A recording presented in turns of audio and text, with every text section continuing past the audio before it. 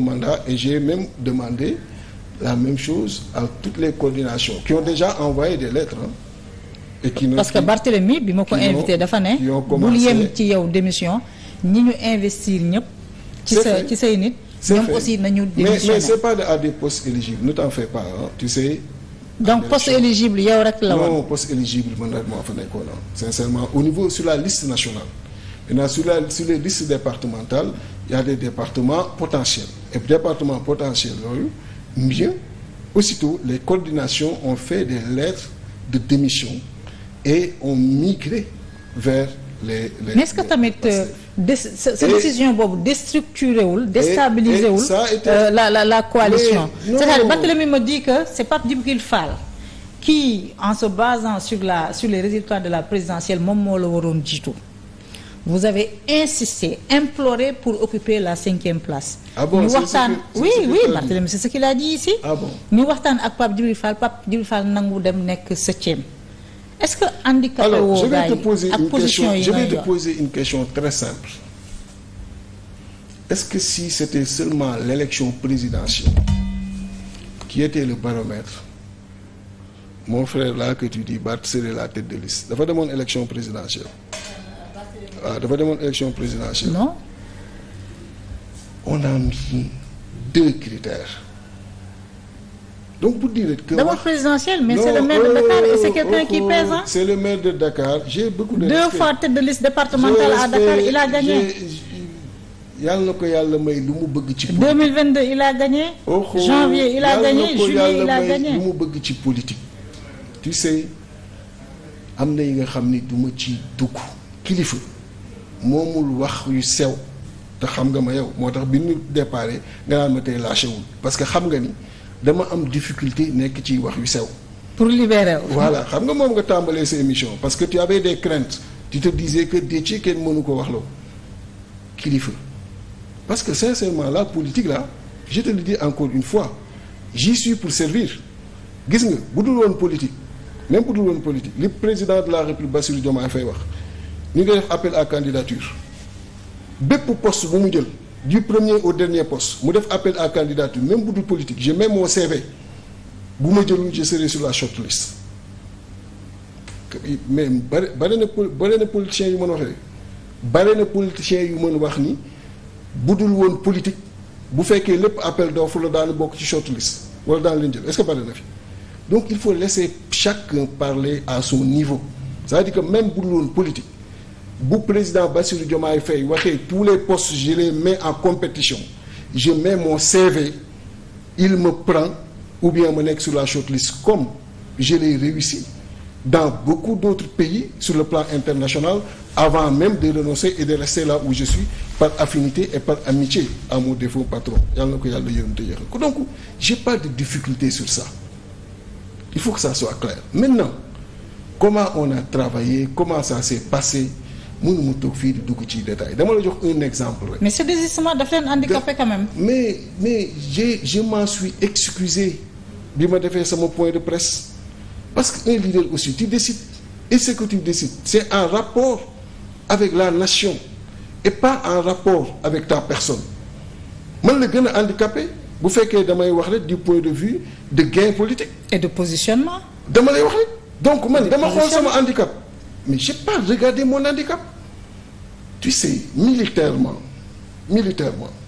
on m'a formé à prendre une balle pour la nation militairement on m'a appris à donner la mort pour la nation donc pour ay man lu may indil ak keneen lu mu ciy mer pour la nation dinaa nekk fii di hésiter je tranche de la manière la plus froide li ci des mbiru yàlla la te nit boo gëmee yàlla da ngay xam ni calcul duggul foofu li am rek mooy li ngay def na doon en rapport. Est-ce que vous n'allez pas y laisser des il y a pas de souci plume ak ñàkk plume déjà j'y ai laissé des positions j'ai laissé des positions et je sais que c'était des positions yi nga xam ni bu ma battroon campagne insister mënoon naa ko moom je pouvais au moins avoir 4 députés à l'Assemblée mais j'ai renoncé à ça je t'ai dit et je le répète on m'a formé à prendre des balles pour la nation c'est-à-dire que tey xeex dafa doon am je dirige une section dem jëli bal dee pour la nation. Maintenant nag si la nation a besoin de toi daa nekk fii naan ay 4 députés yu may bàyyi ak 5 députés diw dina mer rek diw du mer. mais Déthié. écoute-moi bien. Déthié. je me suis engagé dans une direction. Ousmane Sonko, est-ce que c'est un appel de la nation? Ce que j'appelle l'appel de la nation. Parce que là on est dans le cadre politique. Même cadre politique dama la wax. da nga bàyyi xam nga la wax sànq une chose. da nga bàyyi une position avantageuse dans une liste nationale. Plusieurs positions nga bàyyi une posture de leader. Plusieurs positions que j'ai laissées. nga jël le risque que des Sénégalais te pointent du doigt en disant que. Plusieurs choses fii def na lii def na lii. et puis yow ñu lay traité sax de transhumant. non c'est-à-dire c'est incongru. mais xam nga. ñuy traité de xaaral rek léegi yow nga dem rejoindre Pastef bokkoo ci liste yi investiruñu la nga rejoindre sans condition ça veut dire que da ngay dem bokk ci ces multiples leaders là yi toog di xaar. le bon vouloir du chef. non tu sais. vous êtes un leader de parti. mais moo tax ma ni la xam nga tu sais je suis conscient de tous les risques que j'ai pris je suis conscient des positions que j'ai laissées sur une liste et des positions qui pouvaient exister. Déthié ku ko déglu tu ne vois qu'une cohérence totale bu fekkee rek da nga honnête avec toi-même ku ko déglu tu vois une honnêteté totale dans la démarche bu fekkee da nga honnête avec toi-même ku ko déglu tu vois l'esprit de sacrifice. Pourquoi je dis la nation mooy en étant chef de parti en étant aujourd'hui leader quelle est mon ambition ultime? C'est servir et développer le pays. Avec ta vision. Avec ma vision. Tu avais un programme. Qui existe toujours. Maintenant si quelqu'un ngeen waxtaan et c'était important nga gis cette même vision gis ce même courage. Non, vous n'aviez pas la même vision. J'en arrive xamoo li da nga croiser programme yi. ah da nga croiser programme non déedéet bokk leen man lire naa sa programme lire naa seen programme. sama programme lu mu tudd. la finalité sama programme lu mu tudd. sa programme lu mu tudd ci la. lan la tudd. li nga lire kay lu mu tudd. non man lire naa. je me suis imprégné lu mu tudd. mais lu mu tudd je te pose une question. non non affaire sénégalais. lire naa sa programme. liiroo sama programme. mieux être mieux vivre rek li nga doon ma ne li nga doon proposé sénégalais ak ñoom lu ñu proposé ñoom depuis le début rupture systémique lañu nekk. yow nga am beneen vision. Il y a 4 axes. Tu sais moi j'ai dit un Sénégal. non le débat du ci sa programme ma ne bokku leen woon programme. boo leen bokkoon programme ngeen ànd. on n'a pas le même programme. voilà mais c'est ce que j'ai dit. mais xam nga ne pas avoir le même programme et avoir des rapprochements programmatique en profondeur c'est différent. Tu sais celui qui est en haut là qui est le président des cadres il a fait ce rapprochement programmatique sur certains aspects c'est des ressemblances parfaites sur d'autres il y a des divergences comme tous les programmes mais quand tu regardes pour te rappeler mon programme c'est le Sénégal bon à vivre et beau à voir qui traite ce qu'ils ont traité dans la BGA la bonne gouvernance et l'engagement africain qu'ils ont traité dans l'ADD à savoir donc le développement durable mais aussi qu'ils ont traité dans l'économie et la compétitivité beneen axe et qu'ils ont développé également au niveau du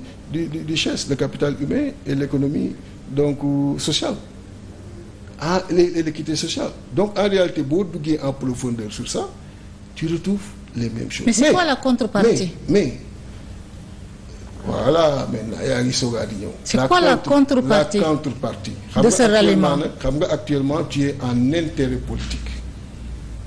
Voilà wuuteeg nag tous les politiciens voilà wuuteeg tous les politiciens voilà ma différence avec tout le monde je ne suis en contrepartie de rien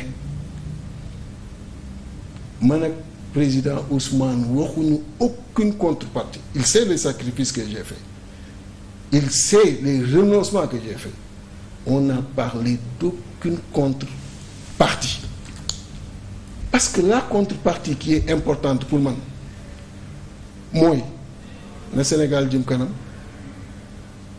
yow au niveau de la presse là yàlla na ngeen gën avancer au niveau de l'industrie yàlla na Sénégal industrialisé. mais da nga ne vous avez une volonté de servir la nation. Au niveau... Est-ce qu'on vous a assuré qu'on vous donnera l'occasion et l'opportunité de servir cette nation? Mais s'ils le font, c'est bien. S'ils ne le font pas, j'ai mon métier et je continuerai à travailler. Ce qui est sûr mooy man la ma war a def pour la nation. Et loolu xaaruma ci kenn. C'est des décisions en rapport avec mes collaborateurs, notre coalition, des décisions que j'ai prises. Je considère que, comme tu l'as dit, tu les as mesurées, elles sont lourdes. Je les ai prises en toute responsabilité.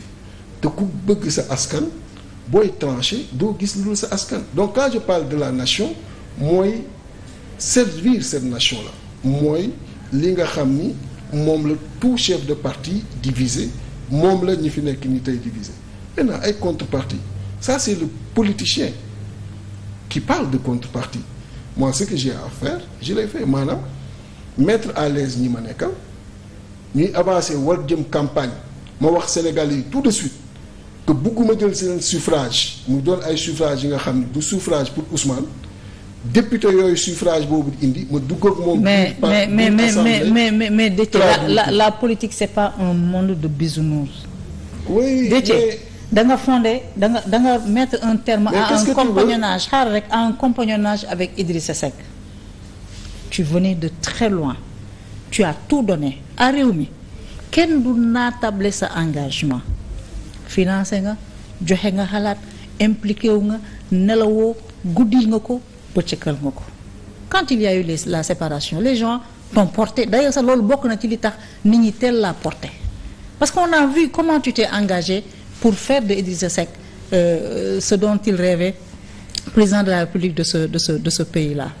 mu demee ni mu demee nga teg sa parti mars 2021 nga ñëw dugg Yewwi Askan Wi jël risque yépp fii xam na ne ci privé nga nekk on aurait mis la pression ci sa patron bu nekkul nit ku dëgër am na ñoo xam ne ils ont perdu leur boulot comme ça nga continuer sa engagement jàpp nañu ñu bari am na ñoo xam ne yàq nañu seen casier nga jël risque yooyu yëpp dem présidentielle financer une présidentielle tu rêvais de partager ta vision avec les Sénégalais tu voulais que les Sénégalais te permettent de mettre en œuvre cette vision là ñu pare présidentielle nga noppi waa Pastef di la tooñ nga noppi génn réaffirmer tes convictions nga dem engagé wu ak sàmm sa kàddu mu am buzz ñun ñëpp on faisait comme ça moi j'ai adoré quand je regardais votre coalition là ma ne cette coalition là elle est magnifique mu nekk une affaire intergénérationnelle sacrifier woo loolu yëpp nga dem rejoindre ñoom Ousmane Sonko juste pour toog ñoom fi ñu la wax xam nga c'est-à-dire on est en politique Ousmane Sonko war na la jox na la sûrement des gages pour que nga def li nga def li yëpp Ousmane Sonko jox na la des gages Bassirou Diomaye jox na la des gages xam nga duma fen déglu ma rek il y a pas de gage et on n'a pas discuté de gage lii nga wax nag c'est ça Déthié mooy faire tous les sacrifices qu'il faut sans pour autant attendre rien en retour moo tax Sénégalais yi bëgg ma naw ma moo tax képp kuy kilifa ci Sénégal ak ci àdduna bi bëgg ma naw ma parce que xam na ni kii. mais Déthié doo cuune ci politique de déglu ma rek. xam nga dafoo lii yëpp pour dem toog di bind ay communiqué mbaa di tàcc Ousmane Sonko de buy def ces shows là à Dakar Arena de. tu sais je ne suis pas quelqu'un qui toujours approuve ce qui n'est pas convenable je suis quelqu'un bi nga xam ni il reste libre man nag je te comprends ton inquiétude. lii nga def lii lépp est-ce que effectivement jaroon na ak tous ces risques nga def lii je te comprends parce que tu es dans le calcul politique mais dama ne c'est ça Déthié gis nga li ma def ak le président Idrissa Seck gis nga fi mu mujjee